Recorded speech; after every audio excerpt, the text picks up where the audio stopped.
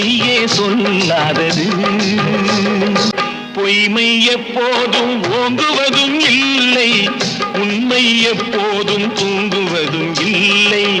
என் மனதை நான் அறிவேன், என் உறவை